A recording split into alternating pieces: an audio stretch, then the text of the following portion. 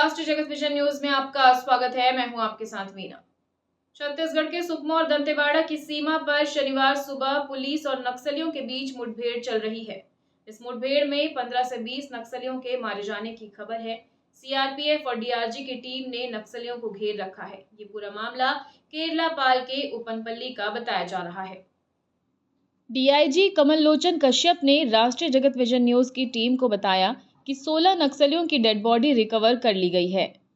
INSAS, SLR जैसे automatic weapons भी बरामद किए गए हैं।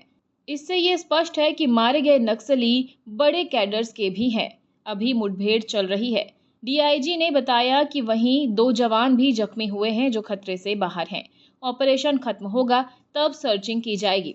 इसके बाद ही स्पष्ट हो पाएगा कि नक्सलियों को कितना नुकसान हुआ है। मारे गए नक्सलियों की संख्या बढ़ने की संभावना है।